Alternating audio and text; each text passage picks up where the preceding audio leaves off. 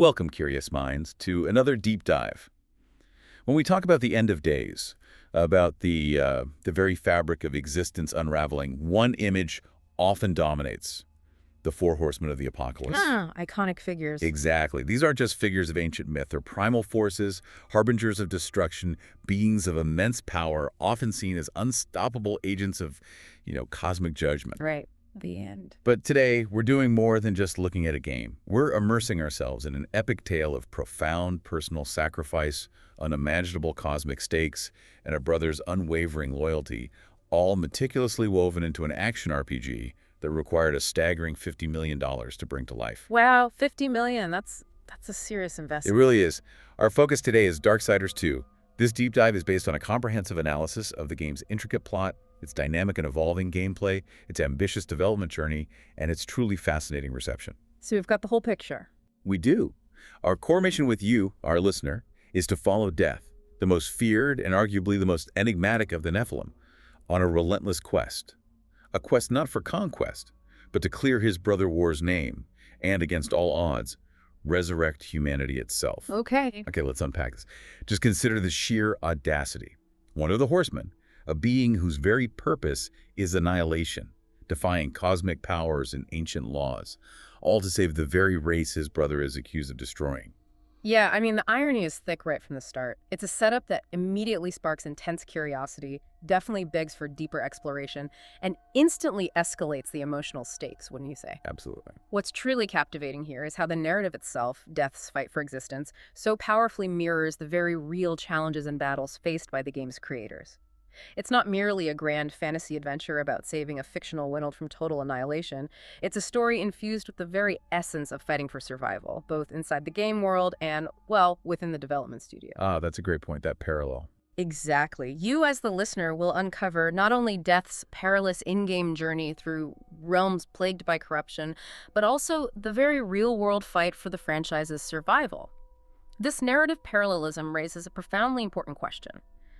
What does it truly mean to be a hero when your very existence is born of destruction, when your past is stained with the blood of your own kind, and when the cosmic forces you serve are, let's say, morally ambiguous? Death, in this universe, shoulders the immense weight of his entire race's past actions and, by extension, the precarious fate of humanity. From the opening moments, the peril and personal cost are dramatically present. So let's truly delve into Death, our protagonist. This isn't just a Grim Reaper, a generic personification of the end. This is the Death, one of the legendary Four Horsemen of the Apocalypse. The leader, arguably, the most feared. Right. And he's not just a character observing the action. He's your character, the one you embody and guide through this monumental journey in Darksiders II. This position is incredibly unique, especially for a figure so inherently tied to destruction. Yeah, usually you're fighting against guys like him. Exactly. The game immediately establishes a powerful sense of intrigue around him, drawing you in. Who exactly is this formidable being, and what immense forces drive him forward? That's the core question, isn't it? The Four Horsemen War, Strife, Fury, and Death are a formidable group, yes, but their origins are steeped in tragedy, immense power, and an ancient curse. They are the last surviving members of the Nephilim, a monstrous race born from an unnatural, terrifying fusion of angels and demons. Beings of pure conflict, essentially. Pretty much. Imagine beings forged from such inherent clash and conflict. In their desperate search for a home, a place to simply exist, the Nephilim waged a devastating war on all of creation, threatening to unravel the delicate cosmic balance. Which is where the council steps in. Right. To prevent total annihilation, the mysterious Charred Council, these colossal ancient entities formed from primordial energies, appearing as immense, stone-like visages emerging from a fiery void, bestowed immense, near-limitless power upon these four Nephilim. But there's always a catch with cosmic power. Always. And this power came with an unspeakable, horrifying price. They had to commit a chilling act of genocide, the slaughter of their own kin, the entire Nephilim race. Oof, their own people. Their own people. It was Death himself who personally carried out the execution of the last of their brethren, a powerful and furious being named Absalom, who was, in fact, the first Nephilim. So Death killed the first Nephilim. That's heavy. Incredibly heavy. This dark background immediately injects profound tension into Death's character, painting him as a being with a deeply traumatic and morally ambiguous past, a past that he himself orchestrated through unimaginable violence. Yeah, hero seems like a complicated word for him at this point. Very complicated. But here's where the narrative truly elevates, where the personal and cosmic stakes for Death's character begin to spiral and deepen. Despite fulfilling his gruesome duty to the Council, an act of obedience that secured the Horsemen's power and position, Death secretly defied them. Here it comes. He preserved the souls of the slaughtered Nephilim. He sealed them away, millions of spectral essences, within a powerful amulet, directly contradicting the very cosmic powers he was supposed to serve. Wow. Okay, so that's huge. Millions of souls. Millions. He then, in an act of audacious defiance, entrusted this amulet to the Keeper of Secrets, a mysterious and ancient figure known only as the Crowfather for safekeeping. The Crowfather. We'll be hearing more about him, I suspect. Oh, definitely. This act isn't just a simple character detail, it immediately establishes Death as a profoundly complex protagonist, driven by motivations far beyond simple obedience. He's not just a betrayer of his own kind, a Nephilim who slaughtered Nephilim, he's also a betrayer of the Omnipotent Council. So he's betrayed everyone, in a way. His kin, his bosses. Pretty much. This single secret act infuses his character with immense internal conflict, raising the personal peril for him to an exponential degree. Every step he takes is now overshadowed by this hidden burden. It really amps up the tension from the get-go. You're constantly wondering when that secret's going to blow up in his face. Exactly. The catalyst for his monumental mission, the inciting incident that forces him onto this impossible path, arrives with the dire predicament of his brother, War. War, the protagonist of the first Darksiders game, stands accused of prematurely triggering the apocalypse and in doing so, dooming mankind to extinction. Which, if you played the first game, you know is complicated. Very complicated. Death, however, harbors an absolute unwavering conviction in his brother's innocence. He refuses to believe War is capable of such an act without just cause, seeing it as a deep injustice. Loyalty, a strong theme for Death. Incredibly strong. So Death, rather than seeking revenge or simple justice, sets out on a far grander, far more burdening quest to erase War's supposed crime by resurrecting an entire annihilated race humanity. Just casually resurrect humanity, no big deal. Right. This isn't just an enormous burden to carry. It's a mission that feels utterly impossible, a cosmic impossibility that amplifies the game's stakes from the outset. The sheer weight of this task on Death's shoulders, the fate of humanity, the vindication of his brother, and the looming threat of the Charred Council discovering his own past defiance creates an incredible sense of pressing urgency and a desperate race against time. It's a pressure cooker. Totally. He is literally trying to undo the greatest cataclysm in history. And it all stems from his deep-seated loyalty to his brother and his own hidden rebellion against the cosmic order. This intricate setup truly ignites your curiosity about how any single entity, even a horseman, could possibly accomplish such a feat. Yeah, if we connect this to the bigger picture, Death's quest quickly transcends simple sibling loyalty, compelling as that may be for you as the player. It becomes a profound act of self-redemption, a deeply personal crusade, and a direct challenge to the very cosmic order he once upheld. Redemption for the Nephilim genocide, maybe. Perhaps, or at least wrestling with it. Consider the sheer irony. He once sacrificed his entire kin for the sake of universal balance, a horrific task delegated by the Charred Council. But now he's attempting to rectify another monumental wrong, the supposed premature end of humanity, even if it means directly defying the most powerful, ancient, and feared entities in the universe, the Charred Council themselves. So he's basically saying your balance is wrong. Exactly. This immediate tension, this clash of loyalties and cosmic dictates, instantly creates a huge amount of intrigue about the true motivations of all parties involved and the intricate power dynamics at play. Right, and this idea of balance. Yes. The concept of balance here is absolutely crucial to understanding the Darksiders universe. The Charred Council, with their imposing presence, self-proclaim themselves as the ultimate arbiters of this balance, the unwavering force maintaining order. Or they, though. Well, that's the question. The moral ambiguity of their methods is glaringly apparent and consistently probed by the narrative. They empowered the Horsemen to commit genocide to prevent an even greater chaos, portraying it as a necessary evil for universal equilibrium. Necessary evil. Always a tricky justification. Always. But this deeply unsettling act immediately makes their control over what constitutes balance highly suspect, especially when viewed through the lens of Death's personal history. The game masterfully builds tension around their authority, making you constantly question their pronouncements and their motives. You never quite trust them. Never. And that immense weight of Death's past actions, his deeply personal responsibility for the Nephilim genocide, directly informs every single one of his subsequent decisions and colors every interaction. His initial defiance in preserving their souls in the amulet was an attempt to atone, or perhaps just to, preserve a piece of what he destroyed. Holding on to something. Precisely.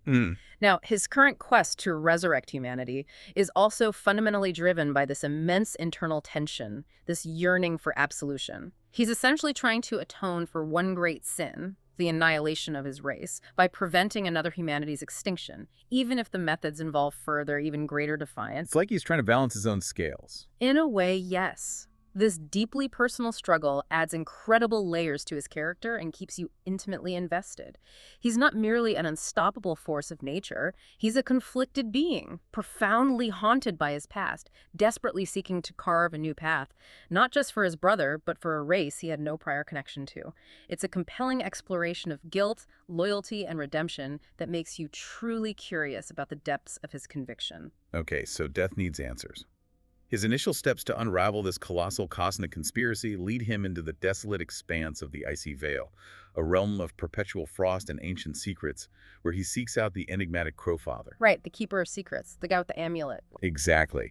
This ancient keeper is Death's first desperate hope for obtaining concrete proof of war's innocence, and perhaps more crucially, a viable path to restore Earth, and with it, humanity. You can almost feel the desperate hope tinged with a deep unease, emanating from Death as he approaches this immensely powerful and unpredictable figure. Yeah, you get this immediate sense of intrigue, wondering what ancient wisdom or what terrible price the Crowfather will demand. And demand he does. The Crowfather isn't simply going to hand over the answers Death so desperately needs. He directs Death towards the legendary Tree of Life, but then makes an immediate, non-negotiable demand. The amulet containing the souls of the Nephilim. The core secret. He wants it back. Instantly. This is a gut-wrenching request, asking Death to surrender the very secret he kept hidden for so long, the single relic connecting him to his past defiance and kin. Death, predictably, adamantly refuses this demand. Which leads to conflict, I imagine. Immediately. A searing confrontation. Imagine the psychological and emotional tension here. Death, facing a being who possesses ancient forbidden knowledge, is suddenly attacked by the Crowfather, who, in a chilling display of power, takes on the terrifying form of war himself. Whoa, okay, brutal. It's more than a brutal physical test. It's a direct assault on Death's very purpose, his unwavering loyalty to his brother, and his profound sense of guilt. The game brilliantly builds tension by forcing Death to literally fight the image of the brother he's trying to save and the very past he's trying to outrun. Psychological warfare from the ancient Soulkeeper. Totally. And then, the unexpected twist, a moment that truly elevates the personal stakes for Death, pushing him deeper into the abyss. In the ensuing visceral battle, Death manages to defeat and kill the Crowfather. So it gets past him, but in his dying moments, with a final act of spite or perhaps a cosmic intervention, the Crowfather shatters the precious amulet, embedding its millions of spectral fragments deep into Death's chest. Oh no, inside him. The souls. Right into his chest. The physical pain must be immense, a constant agonizing reminder. But the emotional blow is catastrophic. The very souls he swore to protect are now fragmented within his own being. That's an incredible burden, literally. Literally. To add insult to injury, he's then violently thrown into a mysterious swirling portal. This isn't just a setback, it's a catastrophic personal failure, a physical manifestation of his defiance, and a horrifying visceral connection to his past. The immediate question for you, the player, is, what now?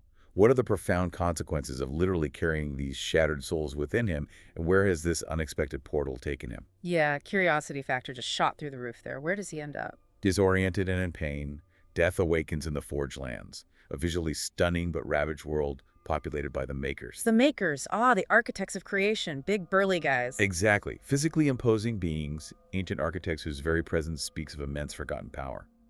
But this once grand world, like so many others, has been ravaged by a malevolent, creeping force known as corruption. Corruption. Okay, so this is the new major threat. It is. This corruption has done far more than just blight the land with its sickly green energy and grotesque growths. It has blocked off the vital tree of life, the path to death's ultimate goal, and has twisted many of the Maker's powerful constructs, turning them against their very creators. So it's not just cosmetic damage, it's functional, world-altering corruption. Precisely. This introduces a new layer of profound intrigue. What exactly is this corruption? What is its source? And how does it relate to everything Death has experienced so far? The stakes broaden beyond war and humanity to the very existence of entire worlds. It feels like the problem just keeps getting bigger. It does. With the reluctant aid of a gruff but loyal Maker named Karn, Death embarks on a crucial task: to cleanse and reassemble a massive guardian, a colossal construct designed specifically to combat the very corruption that now controls it. So fix the giant robot to fight the goo. Got it. Pretty much. This becomes a tangible, immediate goal, giving Death a direct, albeit arduous path forward in this strange new world. The journey involves traversing vast, open-world regions that are not just empty spaces, but are visibly scarred and choked by corruption, making the omnipresent threat palpable. You really see the decay everywhere. You do. You explore these sprawling environments on foot or with Death's trusty spectral horse, Despair. Of the name. Right, whose ghostly form glides effortlessly over treacherous terrain. For navigation and guidance through the labyrinthine pathways, you rely on a loyal raven companion, Dust, who highlights key objectives and points of interest. The classic animal companions. Helpful, very helpful.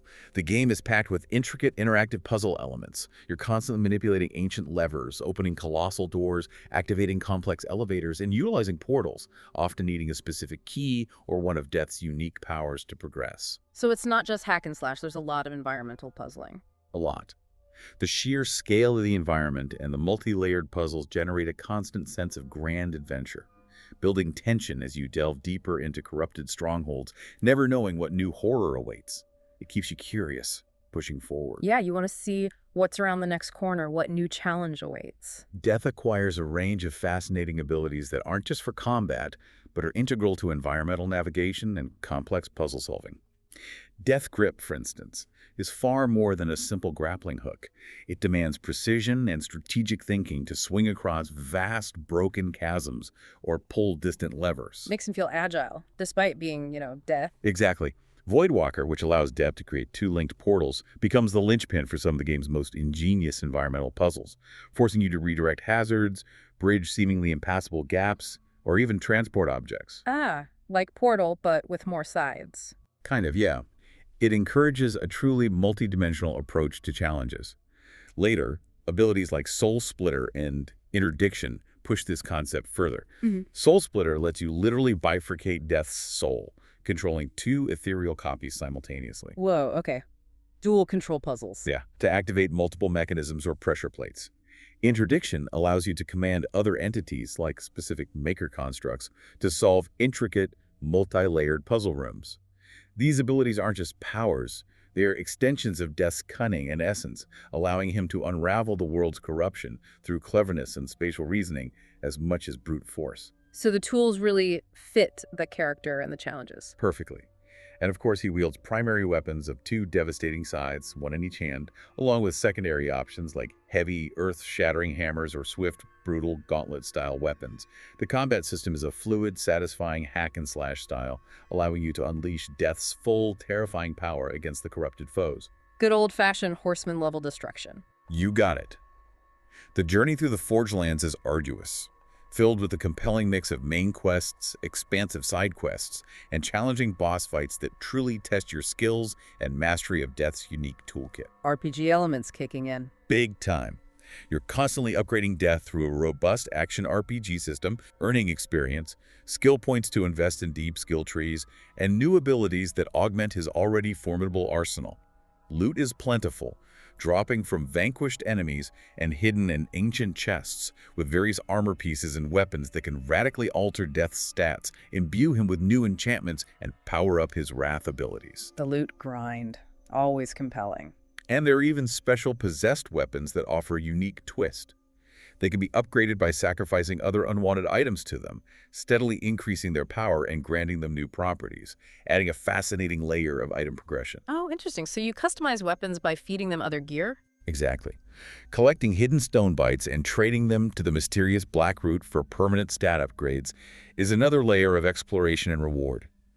All of these intertwined mechanics are meticulously designed to keep you engaged, curious about what new power Death will acquire next, and how it will help him overcome the ever-present, insidious threat of corruption, making every encounter and every discovery feel meaningful. Keeps you hooked. But upon finally reaching the entrance to the Tree of Life, after fighting through countless horrors, a truly shocking and deeply personal revelation occurs. Death is suddenly seized by corruption itself, its tendrils dragging him violently into the heart of the tree. Uh-oh. Not good. Not good at all.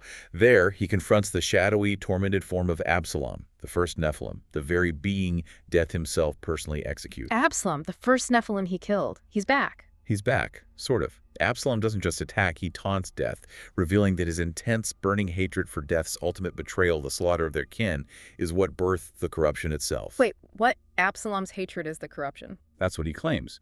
So, the very malevolent force that's destroying worlds, blocking Death's path, and threatening all of creation is a direct, horrific, and deeply personal consequence of Death's past actions. Wow. Okay, that's a huge burden to bear. It instantly takes the external cosmic stakes and makes them profoundly personal for Death. That creates an incredible, almost unbearable amount of internal and external tension. That's an ingenious narrative twist. Right. Talk about facing your demons, literally. This narrative structure is truly brilliant because it doesn't just pit Death against a generic external antagonist, but against an internalized one, a direct manifestation of his deepest guilt.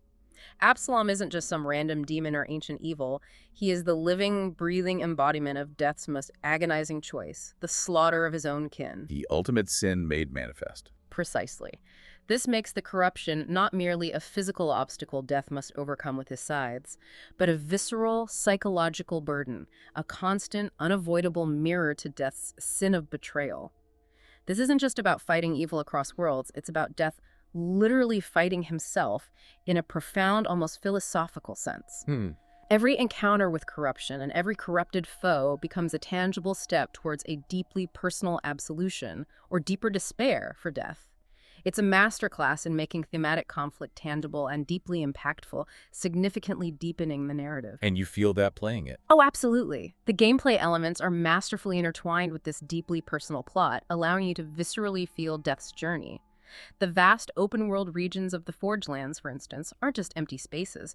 They're visibly scarred, choked, and twisted by corruption, with its grotesque growths and sickening green hues, making the omnipresent threat palpable and ever-present. Yeah, it's not just background dressing. Not at all. The interactive puzzle elements requiring specific powers like Death Grip or Void Walker aren't merely mechanical hurdles. They represent Death's persistent struggle to navigate, understand, and ultimately cleanse corruption's insidious hold over the environment. Even the simple act of using his spectral horse, Despair, or his loyal raven, Dust, for navigation and guidance in these sprawling, corrupted environments underscores Death's isolation and the pervasive nature of the threat. Makes sense. These carefully crafted elements aren't just for player enjoyment. They directly contribute to the feeling of immense pressure and the gravity of the situation, making you feel the weight of Death's mission in every action. It really pulls you in. And the concept of cleansing is also a powerful and central theme, operating on both literal and metaphorical levels. Death must literally cleanse and reassemble the Guardian to clear his physical path to the Tree of Life, a tangible act of purification. Fixing the world, one giant construct at a time. Right. But the narrative also subtly yet powerfully hints at a deeper internal struggle for Death himself. He carries the fragmented Nephilim amulet in his chest, a constant physical reminder of his past sins. Now, he must confront Absalom, the very embodiment of his betrayal. The external and internal cleansing. Exactly. The game ingeniously uses these dual elements to create a powerful sense of curiosity about whether Death can truly cleanse himself of his past, achieve genuine redemption, or if he is doomed to be forever defined by his most horrific actions. This duality of external conflict and internal struggle truly builds emotional tension and makes Death's journey incredibly compelling for you, the player. Okay, so after that truly shocking and deeply personal confrontation with Absalom, Death is immediately, almost violently, transported to a completely new realm. the desolate yet strangely captivating kingdom of the dead. Right, out of the Forge lands into the underworld. Yeah, this abrupt transition itself creates an immediate surge of curiosity of what new challenges, what new horrors, what new hopes await him here, and how will he possibly continue his impossible mission to save humanity. New world, new rules, presumably. Seems like it. Here, amidst the spectral inhabitants, he encounters Ostagoth, a skeletal merchant. Gotta have a merchant, even in the afterlife. Apparently, Ostagoth provides a vital, glimmering piece of information. Death must find the legendary Well of Souls if he has any hope of resurrecting mankind. The Well of Souls. Okay, that sounds important. Humanity's last hope. It is a cosmic lifeline in an otherwise annihilated existence. But, as is consistently the case in Death's arduous journey, there's a bureaucratic, almost darkly humorous layer to the afterlife, ensuring no path is ever straightforward. Ah, afterlife red tape. Love it. To learn more about this Well of Souls, he can't simply walk in. He has to speak with the elusive and immensely powerful Lord of Bones. And to gain an audience with this entity, a gatekeeper of souls, Death must first complete a rigorous series of trials, tests of his worthiness and resolve. Of course he does. Can't just knock on the door. Nope. Another layer of cosmic bureaucracy. Death can't just stride in with his reputation. He has to prove his merit, adding yet another substantial obstacle to his already daunting task. This meticulously builds a palpable sense of tension, knowing that even in the realm of the dead, nothing comes easily for the horseman. Makes his progress feel hard-won and meaningful, though. Definitely. In the sprawling, spectral expanse of the city of the dead, a truly pivotal and incredibly intriguing moment occurs. Death discovers that the Crowfather's soul, the very being he killed earlier, is here, residing within this realm of spirits. Wait, the Crowfather's soul is there, after Death killed him. That's right. This unexpected reunion, with the Crowfather now appearing as a spectral guide, is a moment of intense, almost spiritual curiosity. The Crowfather, no longer an antagonist but a tragic, knowing figure, reveals the core mechanics of cosmic rebirth. Okay, so now he's helpful. It seems that way. He explains that the Well of Souls is the very heart of creation's renewal, a sacred, ancient place where the spirits of all living things are cleansed of their past and renewed, made pure before they are sent out to be reborn anew into the cosmos. The universe's reset button, basically. Kind of. And crucially, the Crowfather reveals that the souls of humanity, the very race Death is desperately trying to save, have been transported here. So that's where they went. They're waiting in the well. Exactly. This confirms humanity's last collective hope, waiting in this ethereal place for a chance at rebirth. The Crowfather's return from death, only to guide Death on his path, creates an almost spiritual tension within the narrative, hinting at a higher, almost fated purpose for Death. Like maybe killing him was necessary to get this information. Weird. It's definitely strange. But of course, as Death has learned through bitter experience, there's always a massive catch, a final monumental barrier. Accessing the Well of Souls, a power capable of such immense creation-altering restoration, requires two incredibly potent ancient keys. 2 keys, naturally, never just one. And these keys, in a twist that dramatically raises the stakes, are held by the two most opposing, warring forces in creation, heaven and hell. Oh, come on. Heaven and hell. Seriously. Seriously. Just when you thought it couldn't get any more complicated, more cosmically challenging, Death needs to negotiate with, or more likely brutally fight his way through, the most powerful and entrenched factions in the entire universe. That immediately escalates the cosmic stakes to an almost unimaginable level. Wow. Right. He's now not just battling the lingering consequences of his past actions or corrupted constructs, but actively engaging with the ancient, ceaseless conflict between angels and demons. This creates a thrilling sense of anticipation for you, the listener, wondering how Death will possibly overcome such a monumental, universe-spanning barrier. Yeah, my curiosity is definitely piqued there. How does he even start dealing with heaven and hell? And it gets better. The Crowfather then drops another bombshell, a revelation that peels back the layers of deception surrounding the Charred Council. More council secrets. Okay. He explains that the Council, these supposed ultimate maintainers of universal balance, harbored a profound, crippling fear. They feared that if the Horsemen ever learned about the true creation-shaping power of the Well of Souls, they might use it to resurrect their own fallen kin, the Nephilim. So the council knew about the well and deliberately hid its power because they were scared the Horsemen would bring back the Nephilim. Precisely. This revelation directly connects back to Death's deepest, most dangerous secret, his clandestine defiance in preserving the Nephilim souls in the amulet. It validates the Council's fears. Yet more importantly, it exposes their manipulative and self-serving nature, their willingness to withhold vital truths to maintain their power. Wow. That paints the Council in a very different light. Not guardians, but maybe jailers. It definitely raises questions. It also dramatically heightens the peril and personal costs surrounding Death's past actions, making his current mission even more dangerous and morally complicated. He's not just fighting for war or humanity. He's now actively walking a path that the universe's ultimate authorities deem too perilous, too seditious for him to even know about. The weight of that knowledge must be immense. It really fosters a deep sense of curiosity about the Council's true intentions and just how far they would go to maintain their version of balance. Even at the cost of countless lives, potentially. Yeah, this section reveals a critical, foundational piece of the Darksiders universe lore. The Well of Souls isn't just a convenient plot device. It is explicitly established as the absolute engine of rebirth, the fundamental process through which all life is cleansed and renewed. The cosmic soul washer. Pretty much. And the Charred Council, who relentlessly position themselves as the unwavering guardians of universal balance, deliberately kept its full power and existence secret from the very beings they empowered the Horsemen to enforce their will. This detail isn't just a minor plot point. It profoundly reshapes our understanding of the Council. Right. It exposes their capacity for manipulation, their inherent distrust of even their most powerful agents, and the deep-seated fear they harbored regarding the Horsemen's potential, especially for their own kin.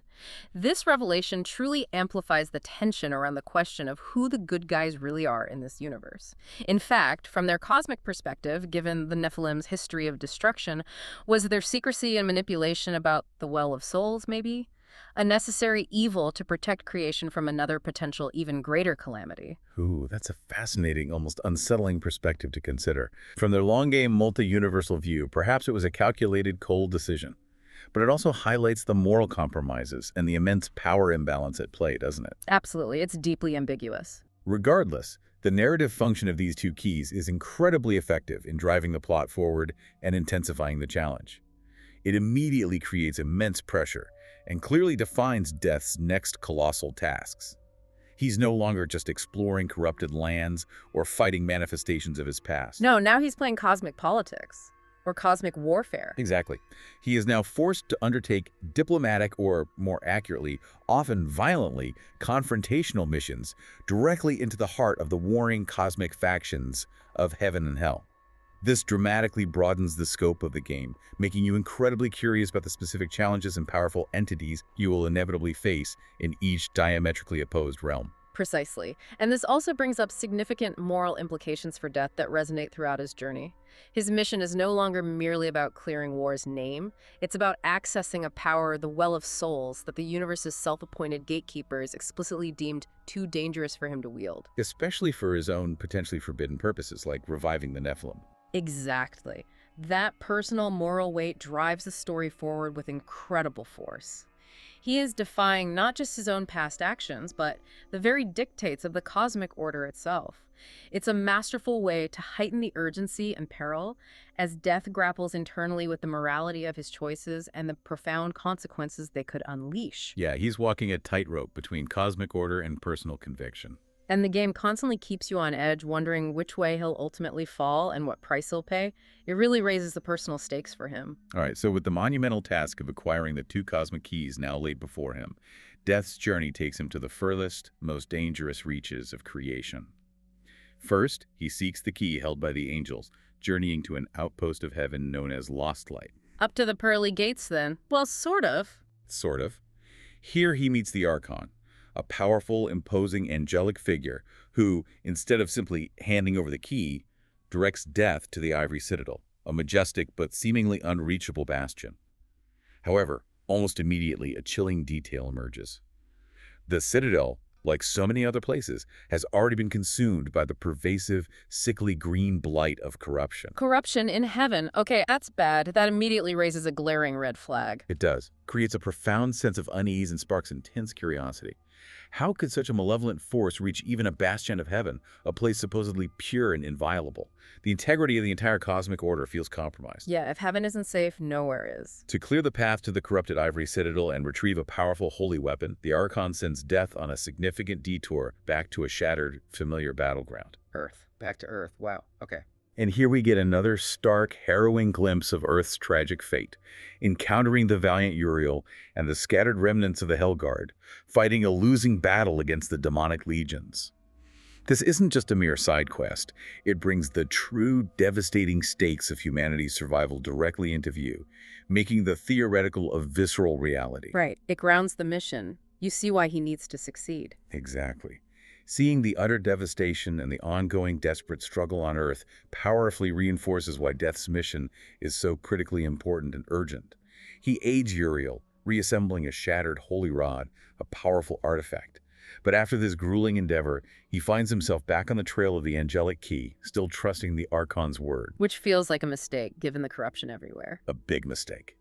Once Death finally battles his way through the corruption-choked Ivory Citadel and confronts its custodian, a chilling, gut-wrenching realization dawns on him. The Archon, the very being who sent him on this arduous, dangerous quest, possessed the key all along and had fallen irrevocably to corruption himself. No way. The Archon was corrupted too. Boom. Talk about a devastating gut punch. Isn't it? The supposed ally, the champion of heaven, was the corrupted enemy all along, twisting his purpose, manipulating Death, and using him for his own dark, insidious ends. The tension is palpable now. Who can Death truly trust when even heaven's champions are so easily compromised by Absalom's pervasive hatred? Trust no one. That theme just got hammered home. Hard. This profound, layered betrayal heightens the personal stakes for Death, making his already isolated path even more perilous and solitary. Death, with no other choice, faces and ultimately slays the Archon, finally acquiring the first key, but at the cost of another shattered ideal. One key down, one very untrustworthy universe to go. Pretty much. With one key secured, Death must then undertake an even more unsettling journey, descending into the abyss of Shadow's Edge, a realm being devoured by an even more virulent, pervasive corruption, to seek the second key from the enigmatic demon lord, Samael. Samael. Okay, big name from the first game. This should be interesting. And more corruption. It's everywhere. Everywhere. This is a stark, almost suffocating contrast to the angelic realms, a descent into pure chaos, darkness, and demonic machinations, which deepens your sense of foreboding and sparks intense curiosity about the true nature of hell and its ancient, powerful denizens. You expect hell to be bad, but this sounds actively consuming. It is. On his perilous search for Samael, Death has an unexpected and incredibly curious encounter. He finds Lilith, a powerful demon queen who, astonishingly, reveals herself as the creator of the Nephilim. Wait, Lilith, as in the Lilith, creator of the Nephilim, and she calls herself his mother. That's right. She refers to herself as Death's mother, a claim he angrily, almost violently denies, unable to process such a monstrous origin. This is a moment of pure, raw intrigue. Death's true lineage, his mother being a demoness who created his cursed, destructive race. Wow. Okay, that adds immense unsettling depth to Death's backstory. What does she truly want? What are her hidden motives in revealing this now? Exactly. It raises profound questions about his true nature, his identity, and his ultimate purpose. Lilith then reveals that Samael is currently gone, imprisoned on Earth. Ah, connecting directly to Darksiders, I feel. Nice touch. Yeah, tying the universe together. She says Death can only meet him by utilizing a mysterious time portal, a gateway to the past. Time travel. Okay, why not? Before Death leaves, Lilith, with alluring temptation, urges him to use the Well of Souls, when he eventually finds it, to revive the Nephilim. Ah, the temptation. His own kin versus humanity. She's playing on his guilt, his secret. Absolutely. This plea introduces a powerful, deeply personal counter-narrative and a profound moral conflict, pulling at Death's loyalty to his own kind versus his mission to save humanity. The tension builds as Death is torn between his original desperate mission and the seductive primal pleas of his mother. That's a hell of a choice she's presenting him with. It is. Death then traverses a fortress through time itself, a visually stunning and mind-bending challenge that pushes his abilities to their limits, finally meeting Samael. The big man himself, finally. The demon lord, however, a being of immense power and cunning, isn't about to just hand over such a coveted key. He tests Death in a fierce, brutal battle, a true trial by fire that highlights Death's unparalleled combat prowess. Had to expect a boss fight with Samael. Definitely. Samael, intrigued by Death's sheer power, his unwavering resolve, and perhaps his defiance of cosmic norms, ultimately gives him the second key. But it's not an act of benevolence. It's given with the expectation of an interesting show, a promise of further, grander chaos that Death's actions will undoubtedly unleash.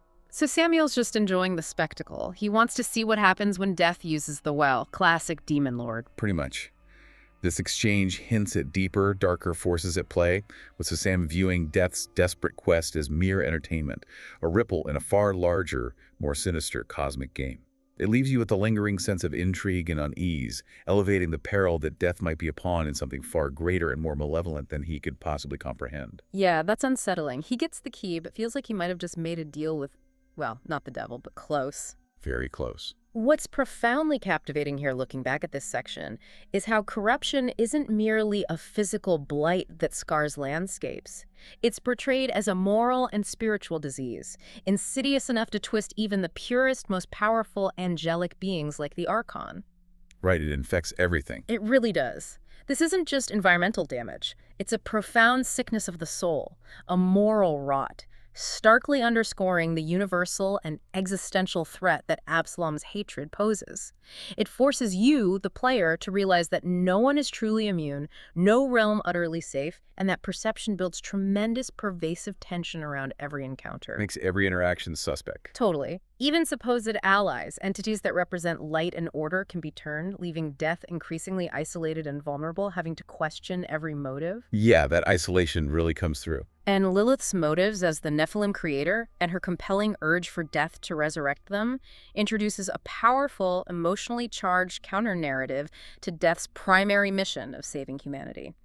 This isn't just a random, intriguing encounter. It forces Death, and by extension you, the player, to question the very nature of his free will. Is he making his own choices? Exactly. Is he truly an independent agent, or is he simply a pawn in larger ancient schemes between cosmic powers, the Charred Council, heaven, hell, and now his own mother? This profound question deepens the intrigue about the ultimate purpose of Death's journey and exponentially elevates the stakes of his final inevitable choice. That choice gets heavier and heavier. And this trust no one theme is meticulously woven throughout these encounters, intensifying the danger. The narrative systematically strips away any potential allies or clear moral guidance, leaving Death increasingly isolated and highlighting the immense personal toll of his relentless quest. You feel that grind. You do. The gameplay itself, with its complex, sprawling dungeons, environmental puzzles that often require the precise use of abilities like Soul Splitter or Interdiction to manipulate multiple elements simultaneously, and intense boss fights against these powerful, often treacherous figures like the Archon and Samael, powerfully reinforces this narrative tension. The gameplay mirrors the struggle. Perfectly. Death's varied arsenal, his signature, whirling scythes, heavy, skull-crushing hammers, swift, brutal gauntlets, and his unique arcane abilities are not just tools for combat. They are literal means for him to navigate a world where betrayal lurks around every corner, where the environment itself can be a trap.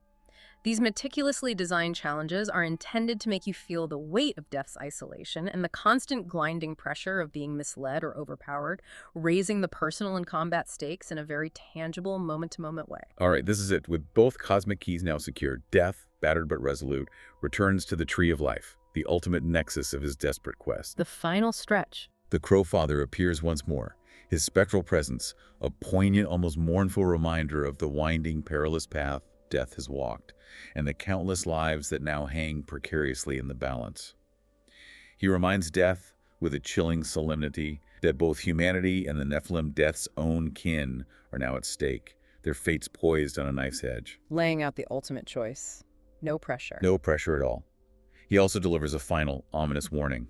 Corruption, now undeniably stronger than ever, has chosen a formidable champion to block Death's final, crucial ascent. A final boss. Gotta be Absalom again, right? Seems likely. The tension is at its absolute agonizing peak. Every perilous journey endured, every impossible choice made, every act of defiance Death has committed, all culminate here in this single defining make-or-break moment. Everything leads to this. Death, with grim determination, proceeds into the very heart of the Well of Souls, a sacred ancient place of cosmic rebirth and immense, universe-altering power. But as foretold, he is met by his most personal, most agonizing foe. Absalom. The first Nephilim corrupted champion. The very being Death himself cut down now stands as the twisted, corrupted champion of corruption. Absalom doesn't just fight.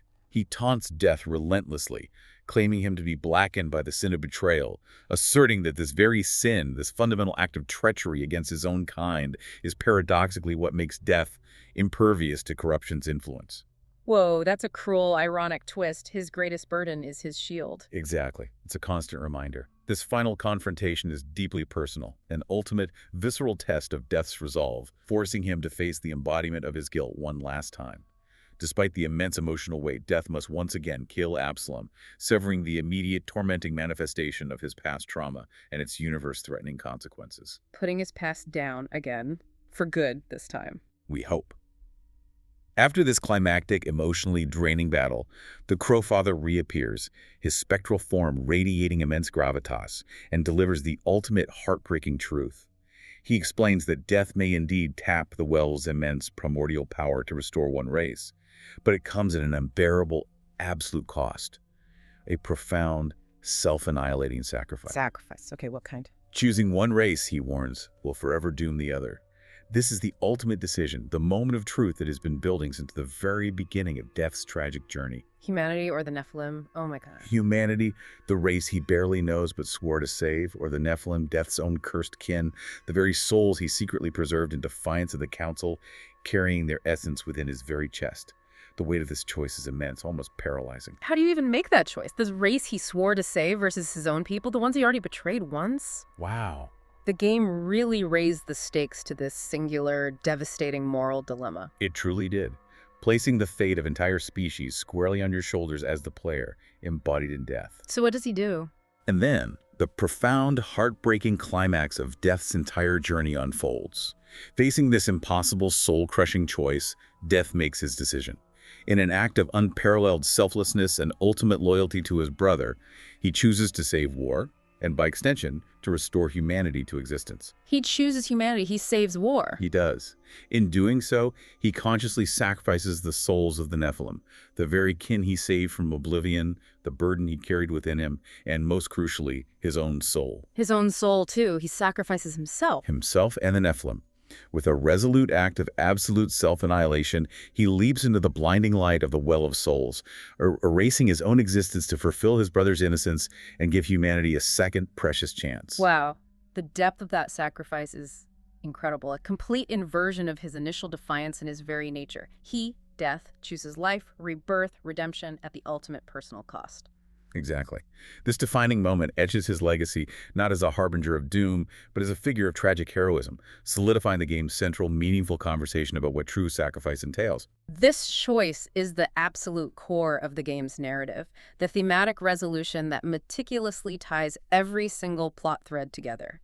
It elevates Death from a mere warrior of the apocalypse, however powerful, to a figure of ultimate self-sacrifice and profound, hard-won redemption. It really lands. It does. Yeah. His initial sin of preserving the Nephilim souls, an act of defiant preservation, is inverted and ultimately redeemed through his final act of choosing the greater good, even if it means erasing his own past, his own people, and his own existence.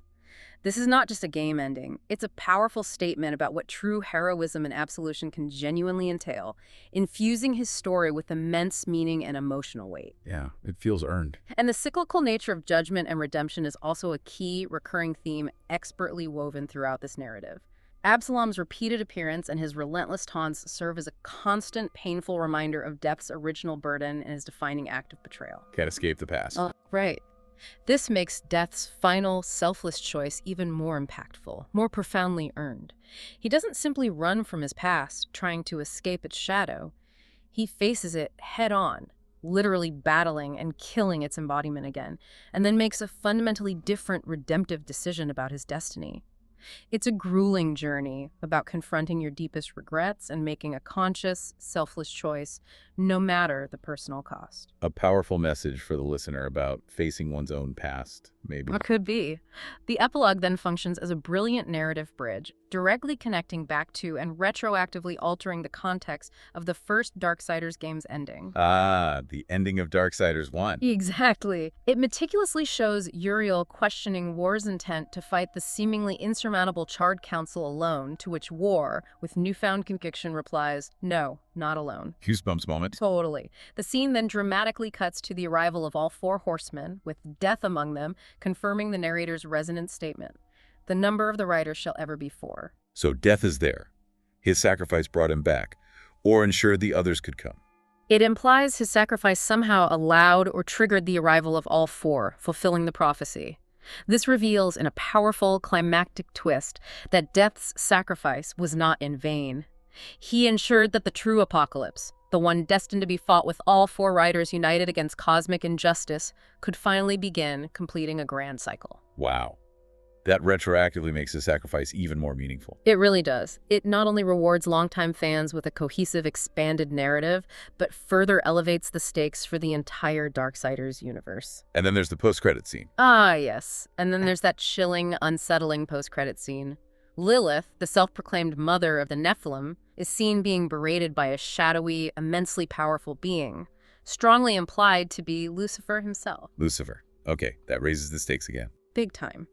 He is consumed with anger that humanity was restored, and crucially, that the Nephilim were lost forever, their potential extinguished.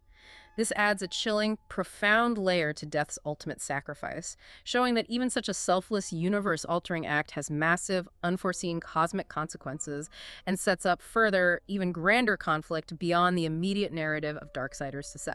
So even victory has its dark side. It leaves you with a lingering sense of cosmic dread, realizing that even in what seems like victory, there are powerful, ancient forces at play whose deeply laid plans have been disrupted, and they will not forget, ensuring future intrigue and tension. Okay, so stepping back from the epic narrative, Darksiders II wasn't just an ambitious story.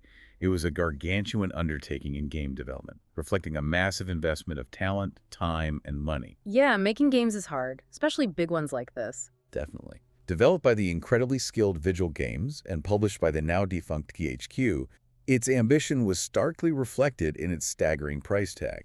You might be genuinely surprised to learn that its total budget, encompassing both development and marketing, was a whopping $50 million. $50 million. Wow. That makes it one of the most expensive video games to develop at that time. It really was. This astronomical figure instantly amplifies the stakes, not just for the in-game characters and their fight for existence, but for the hundreds of real people involved in its creation. That's a massive commercial gamble, a real-world struggle that eerily mirrored Death's own impossible quest for survival and redemption. Life imitating art, or maybe art imitating the pressure of development. Could be. Development insights reveal just how seriously THQ and Vigil Games took this project, demonstrating their long-term vision. After the critical and commercial success of the original Darksiders, it was unequivocally planned as a full-fledged, sprawling franchise, with Darksiders 6 intended to be a flagship sequel. Building a universe. Exactly. It was even strategically positioned as a launch title for the then-upcoming Wii U console, requiring specific modifications and unique features to seamlessly integrate with Nintendo's innovative but challenging control scheme. Ah, the Wii U launch. That was a tricky time for third parties. It was. This commitment to multiple platforms, including a next-gen console at the time, clearly showcased their dedication and belief in the product. The sheer scope of the game was immense. Consider this astonishing detail. One single city area in Darksiders II, the massive City of the Dead, actually features more dungeons and intricate environmental puzzles than the entirety of the original Darksiders game. Wow. More dungeons in one area than the whole first game. That's a huge leap in scale. Tremendous. Meticulously designed to draw players deep into Death's expansive world and keep their curiosity piqued with endless exploration, rewarding every delve. They really went all out. They did. The exceptional talent behind the voices also injected immense gravitas and emotional resonance into the story, significantly deepening the player's connection to the characters. Michael Wincott, with his distinctive, gravelly, almost haunting voice, brought Death to life in a truly memorable, iconic way. Oh yeah, Wincott is Death. Perfect casting. Absolutely. Perfectly capturing the Horseman's weariness, resolve, and underlying torment. And the legendary James Cosmo. Jer Mormont, commander of the Night's Watch. That's him. Also known for Braveheart and many other roles, lent his authoritative, deeply experienced voice to the benevolent maker, Elder Idard, who served as Death's wise, guiding mentor throughout the Forge Lands story arc. Great voice. Adds real weight. These powerful vocal performances anchored the narrative, adding another profound layer of depth and immersion for players, making the cosmic stakes feel tangible and the personal dilemmas resonate. Good voice acting makes such a difference. It really does. When it finally launched in August 2012, with the Wii U version following in November, Darksiders II received generally positive reviews across the board. Aggregating review website Metacritic showed strong scores ranging from 8,1100 to 8,5100 across its various platforms. Solid scores. 80s are generally considered good, very good even. Right, a commendable showing for a major sequel. IGN, for example, lauded it as simply a fun game, highlighting its engaging gameplay loop, expansive world, and satisfying combat. It even garnered significant recognition within the industry, earning a prestigious nomination for Adventure Game of the Year at the esteemed DICE Awards. So critically, it did well. Nominated for awards. Commercially, it started strong too, being the best-selling game in August 2012 in the United States, with an impressive 247,000 units sold that month alone. Okay, #1 seller in its launch month. That sounds good. It sounds good. However, despite the positive critical reception and its initially strong sales performance, Darksiders II ultimately faced significant, insurmountable commercial challenges. By November 2012, it had sold a respectable 1.5 million copies worldwide. 1.5 million, that's not bad. But maybe not enough for a $50 million game. Exactly. THQ, the publisher, openly and controversially stated that the game did not perform to our expectations. This is where the real-world tension truly reaches a breaking point, tragically mirroring the in-game stakes of survival and existential threat. Ouch. Publicly saying it underperformed? That's rough. Very rough. A massive $50 million budget required monumental blockbuster sales to be considered a true success, and 1.5 million units, while a solid achievement for many games, simply wasn't enough to save the embattled company from its deeper, systemic financial woes, pushing it inexorably towards bankruptcy. So the game was good, reviewed well, sold okay, but not enough to save THQ. That's the brutal reality of the AAA games business sometimes. It really is. What's truly captivating and profoundly tragic here is how the fate of this ambitious, beloved franchise became deeply, intricately intertwined with the catastrophic financial struggles of its publisher.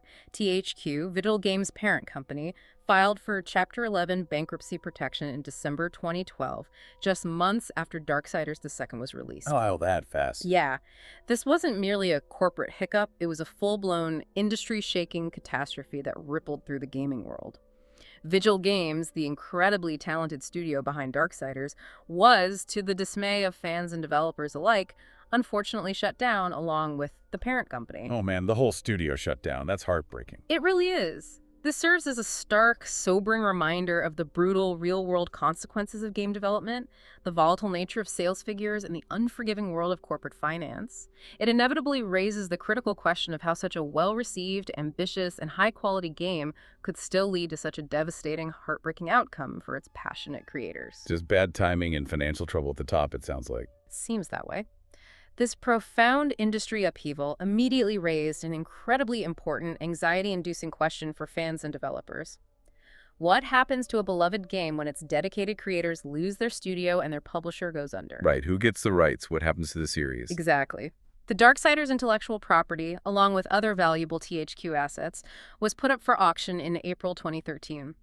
Imagine the intense anxiety for fans and the profound emotional distress for the original creators, watching their beloved creation's fate hang precariously in the balance, potentially falling into unknown hands. That's been awful for them. Several companies publicly expressed strong interest in acquiring the franchise, including the acclaimed Japanese developer Platinum Games. Crucially, Crytek USA, a newly formed subsidiary led by former Vigil CEO David Adams and staffed almost entirely by former Vigil employees, also expressed fervent interest, openly stating their desire for the Darksiders series to come back home to its original creators. Oh, so the original team tried to buy it back. They did. That speaks volumes about the immense personal connection the developers had to their work and their desperate fight to reclaim and preserve their creative legacy. A powerful narrative of resilience right there. Did they get it? Well, the story of Darksiders doesn't end there with tragedy. It's a truly remarkable story of creative resilience and, quite fittingly, a profound resurrection. Nordic Games ultimately purchased the Darksiders IP, along with other cherished franchises like Red Faction and MX vs. ATV, in the final dramatic transaction of THQ's assets. Nordic Games. Okay, now THQ Nordic. Right. And in a remarkable twist that perfectly echoes the themes of rebirth and renewal so central to Darksiders 2's itself, a beautifully ported and enhanced version titled Darksiders II.